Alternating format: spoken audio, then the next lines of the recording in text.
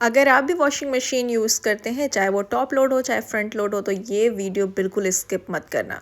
हम रोज़ washing machine में कपड़े धोते हैं, चाहे वो वीक में हो या रोज़ डेली बेसिस पर हो, लेकिन हमें नहीं पता होता है कि हमारी वॉशिंग मशीन कितनी गंदी है। कभी कभी ऐसा होता है कि कपड़े धोने के बाद भी ना कपड़े गंदे से लगते हैं, उसमें एक अलग सी स्मेल आ रही होती है और कुछ अजीब सा एक रूखा रूखा सापन होता है। तो वो वॉशिंग मशीन हमारी सिर्फ वजह ये होती है कि हमारी वॉशिंग मशीन की डीप क्लीनिंग नहीं हुई होती है। हम लोग रोज़ तो वॉशिंग मशीन को कपड़े वॉश करने के बाद भले ही धो साफ़ कर लेते हो, लेकिन क्या इसके डीप क्लीनिंग का क्या, क्योंकि रोज़ रोज़ कपड़े गंदे मैले उसकी हर तरह की गंदगी निकलते निकलते कहीं ना कहीं उसके पाइप में इनसाइड कहीं ना कहीं गंदगी हो जाती है। तो उसके लिए मैं आपके लिए एक ज़बरदस्त से वीडियो लेकर आई हूँ। वीडियो को स्किप मत करिएगा और एंड तक ज़रूर देखिएगा। अस्सलाम वालेकुम, welcome back to Ayesha kitchen corner. और आज आप सबके लिए एक बेहतरीन सा व्लॉग तैयार है जिसमें मैं आपको डीप क्लीनिंग का तरीका बताऊंगी। अच्छा, मैंने जो ये सेशन मंगवाया है ये मैंने ब्लिंकिट से मंगवाया था। आपको चाहिए होगा तो मैं आपको इसका एक लिंक ज़रूर प्रोवाइड करवा दूंगी, जिससे आप इसको ऑलरेडी बहुत अच्छे और रेट में इसको ले सकते हैं, ऑर्डर कर सकते हैं। इसके बाद मैंने इसको डायरेक्ट आपने इसको टब में डालना है और टब में डालने के बाद आपने इसे जस्ट सबसे लॉन्ग साइकिल पर लगा देना है, जिसमें मैंने टब साइकिल पर लगा दिया था। अच्छा, इसका जो आपने टेम्परेचर रखना है ना वो 40 डिग्री रखना है, 40 से 60 डिग्री रखना है, क्योंकि अगर आपकी टॉप लोड है या फ्रंट लोड है, इसमें अगर ये ऑटोमेटिक मशीन है तो आपको ये ऑप्शन ज़रूर आएगा। इसके बाद इसको मैंने बाहर से जो करा था, इसको क्लीन करा था। जब उसको टॉप लोड तकरीबन फ्रंट लोड मेरी जो टब साइकिल चली थी वो तकरीबन 1.5 घंटे चली थी। 1.5 घंटे इसके अंदर की जो मरम्मत हुई है, जो सफाई हुई है, क्योंकि यही सफाई है जो आपके रोज़ के कपड़ों को साफ़ रखेगी और ज़्यादा क्लीन करेगी, क्योंकि रोज़ हम इसमें हर चीज़ें धोते हैं। अच्छा, हमारी जो फुली ऑटोमेटिक मशीन है उसमें तो हम शूज़ वगैरह भी धो लेते हैं, कारपेट धोते हैं, इसमें जो फुट प्रिंट कारपेट होते हैं वो भी धो लेते हैं। तो आप सोचें कि हर चीज़ कितनी गंदी होती है और वो सारी चीज़ें कहीं ना कहीं गंदगी हो रही होती है। तो इस तरीके से अगर हम इसको रोज़ रोज़ मंथ में एक दफ़ा इस तरह से डीप क्लीनिंग कर लें तो ये कितना ज़बरदस्त सा हो जाता है। तो कोशिश किया करें कि अपनी वॉशिंग मशीन की डीप क्लीनिंग ज़रूर किया करें।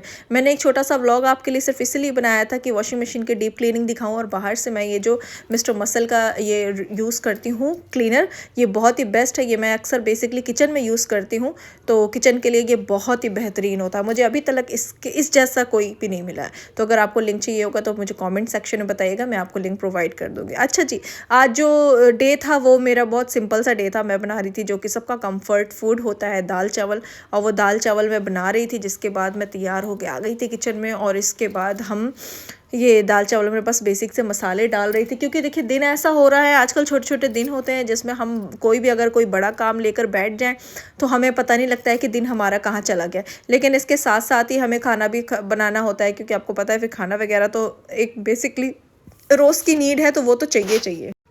तो आप सबको पता ही होगा कि मलका मसूर की जो दाल होती है वो बहुत ही कंफर्ट फूड होता है, और साथ में अगर उसके चावल और इन सर्दियों में तो ये बहुत ही ज़्यादा अच्छी लगती है। खैर सर्दी हो चाहे गर्मी हो, लेकिन दाल अगर आपने परफेक्ट बनाई है, बेसिक अगर बहुत अच्छे तरीके से बनाई है, तो दाल तो हर सीज़न में दाल का तो जो दाल का जो मज़ा है वो किसी में नहीं है। इसके बाद मैंने इसमें सारे मसाले डाल कर बस जस्ट मैंने इसमें जो था बेसिकली जो मसाले होते हैं, अदरक लहसुन का पेस्ट, हल्दी, लाल मिर्च, धनिया और ये हरी मिर्चें। इसको हरी मिर्चों को हमेशा मैं लंबा लंबा कट करके डालती हूँ, उससे टेस्ट बहुत अच्छा आता है। आप पता नहीं इस बात को आपको पता होगा नहीं पता होगा, लेकिन अगर हम किसी सब्ज़ी को कट करने के पोर्शन से भी उसका टेस्ट पता हो जाता है, टेस्ट चेंज हो जाता है। तो अगर आप ये करते हैं तो फिर इससे भी आप कभी आजमाइएगा, ये बहुत ही अच्छी ट्रिक होती है।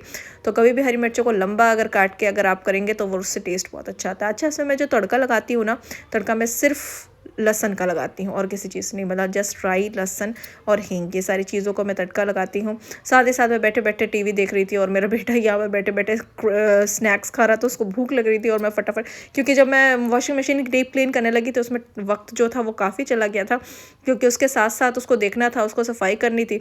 तो इसलिए मैंने फिर फटाफट ही खाना बनाया, जो भी मैंने कम्फर्ट सा ही फूड इस्तेमाल किया कि आज मैं जल्दी जल्दी वाला ही खाना पका लेती हूँ। अच्छा, इसके बाद ये देखें कि ये किस तरह से ये जो थी साइकिल पर चल रही थी, ये क्लिप मैंने बीच में अगेन डाल दी है कि आपको ये दिखा दूं कि ये एक सवा घंटे पे चली थी और इसको मैंने 40 डिग्री पर करा था बाद में। पहले मैंने तकरीबन हाफ घंटे नॉर्मल चलाया था, उसके बाद 1.5 घंटे इस पर चलाया था। अच्छा, जब आप ये सैशे ख़रीदेंगे ना तो इस सैशे में सारी जो आपकी जो सारी जो डिटेल्स होगी वो सारी मेंशन होती है। तो आप इसको अपने आप ही देख सकते हैं कि इसमें कैसे क्या करना है, ये सारा आपको अपने आप ही पता चल जाएगा। सेशे बहुत अच्छा है। अच्छा, सबसे अच्छी बात मुझे इस सेशे में ये लगी कि इस सेशे में जो मेंशन किया गया है वो ये है कि आपके हर मंथ का मेंशन किया गया। अगर आप एक बार सेशे ले लेते हैं ना, तो आप उसमें टिक भी कर सकते हैं कि आपने जनवरी, फ़ेब में या मार्च में, आप हर मंथ को आप टिक कर दो कि आपने इस मंथ में अपनी जो मशीन की डीप क्लीनिंग थी वो कर ली है। क्योंकि रोज़ क्या होता है कि हर महीने, अच्छा, हम जब डीप क्लीनिंग करते हैं तो हम इसको नोट तो करते नहीं है, तो अक्सर क्या होता है कि हम भूल जाते हैं कि हमने कब लास्ट टाइम अपनी मशीन डीप क्लीन करी थी। ये बहुत ज़रूरी बेसिक चीज़ होती है। मैं रोज़ लॉरों की क्या बात करूँ, मैं खुद भूल जाती हूँ कि मैंने कब अपनी मशीन की डीप क्लीन करी थी, मैं भूल जाती हूँ। क्योंकि आपको पता है रोज़ ही हम कपड़े धो रहे होते हैं, रोज़ इतने काम होते हैं कि हमें याद ही नहीं होता कि महीने भर करी थी, 2 महीने पहले करी थी, 3 महीने पहले करी थी, कुछ नहीं पता होता है। तो अगर इसमें आप टिक लगा देंगे ना, तो आपको इससे जो है ना पता लग जाएगा। सेशे में ही टिक लगा रहेगा तो आपको पता रहेगा कि हाँ, इस मंथ में हमने कर दिया था। तो बस जस्ट आपने वॉश करना है, अपनी जो मशीन को डीप क्लीन करना है। डीप क्लीन करने के बाद आपने इसमें मार्कर लेके बस जस्ट टिक लगा दिया। सब पूरा जनवरी से लेकर पूरा दिसंबर तक इसमें ऑलरेडी टिक हुआ है। और इसका जो रिव्यू थे, मैंने ये रिव्यू वगैरह इंस्टा पर बहुत अच्छे देखे थे, क्योंकि मुझे बहुत बेस्ट लगा। तो मैंने कहा लाओ इसको मैं ट्राई करती हूँ। और अब इसके बाद जो इसमें रिजल्ट आपको मैं आगे दिखाऊंगी कि इतना बेस्ट रिजल्ट आया है इसका। वाकई आप खुद देख सकेंगे कि इसमें बिफोर आफ्टर का जो रिजल्ट है वो बहुत ज़बरदस्त है। क्योंकि हमें पता ही नहीं होता है कि हमारी वॉशिंग मशीन इतनी गंदी होती है, इतना कालापन। ये तो फुल ऑटोमेटिक है तो हमें पता नहीं लगा, लेकिन अगर हमारे पास सेमी ऑटोमेटिक मशीन होती तो सेमी ऑटोमेटिक में तो ये और भी ज़्यादा गंदा पानी दिख रहा होता। अच्छा, दूसरी बात ये कि इसका पाइप जो है वो डायरेक्ट ड्रेन की तरफ है, तो उसमें समझ में नहीं आया कि काला पानी कहाँ है कहाँ नहीं है, लेकिन अगर आपने देखा होता तो आपको पता लगता है। अच्छा, इसके बाद ये सर्फ वाली जो जगह होती है ना, ये लिक्विड वाली, ये ज़रूर वॉश किया करें, क्योंकि ये डालते डालते भी गंदी हो जाती है। इसके बाद मैंने इसको जस्ट कपड़े से एकदम साफ़ किया था और इसका जो लुक निकल के आया था, बिल्कुल ऐसा लग रहा था कि मेरी मशीन जो है माशाल्लाह वो बिल्कुल न्यू सी हो गई है। हालांकि इसको बहुत दिन हो गए माशाल्लाह माशाल्लाह, अल्लाह नज़र से बचाए, लेकिन ये है कि आज भी मैं इसको बिल्कुल तैयार करके एकदम नई सी रखती हूँ। क्योंकि अब मशीन है भाई तो सब कुछ है। क्योंकि आपको पता है आजकल के जो डेज चल रहे हैं, इसमें जो धूप तेज़ नहीं निकलती है बिल्कुल, और हमारे जैसे फ्लैटों में रहने वाले लोगों के लिए तो ये चीज़ें बहुत एकदम आपके बताएं कि एक नेमत की तरह है। क्योंकि अगर यही चीज़ नहीं होगी तो हम कैसे अपने कपड़े सुखाएंगे, और बारिशों में भी ये यूज़ होती है। अच्छा, तो व्लॉग पसंद आया हो तो लाइक कमेंट सब्सक्राइब ज़रूर करिएगा। मिलते हैं नेक्स्ट वीडियो में। अल्लाह हाफिज़, अपना बहुत सारा ख्याल रखें।